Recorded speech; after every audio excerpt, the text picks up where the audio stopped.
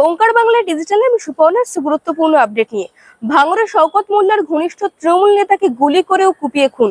রাজ্জাক তৃণমূল কংগ্রেসের একজন সক্রিয় নেতা এবং তিনি ক্যানিং পূর্ব বিধানসভা কেন্দ্রের বিধায়ক শওকত মোল্লার ঘনিষ্ঠ বলেও তৃণমূল সূত্রে জানা গিয়েছে।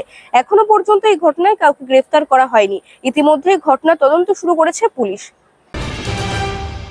চর্মশিল্পে বাংলায় দেশের মধ্যে সেরা মেনে নিলেন উত্তরপ্রদেশের বিজেপি সাংসদ। মুখ্যমন্ত্রী মমতা বন্দ্যোপাধ্যায় চর্ম কুটির শিল্পের বিপণন কেন্দ্র উদ্বোধনের দিনই চর্মশিল্পের ক্ষেত্রে বাংলার অগ্রগতি দেশের মধ্যে সেরা এবং এর কৃতিত্ব মুখ্যমন্ত্রী মমতা বন্দ্যোপাধ্যায়েরই বলে মন্তব্য করেছেন যোগীরাজ্যের বিজেপি সাংসদ। পশ্চিমবঙ্গের পরিযায়ী শ্রমিকদের দিল্লি থেকে আটক করে কি বাংলাদেশে পাঠিয়ে দেওয়া হয়েছে?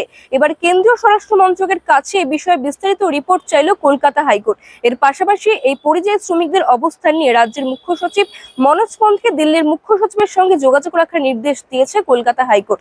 আগামী বুধবার কলকাতা হাইকোর্টে এই মামলার পরবর্তী শুনানি বলে জানা গিয়েছে। এরকম আরো গুরুত্বপূর্ণ খবরের জন্য অতি অবশ্যই চোখ রাখুন ওঙ্কার বাংলা ডিজিটালে।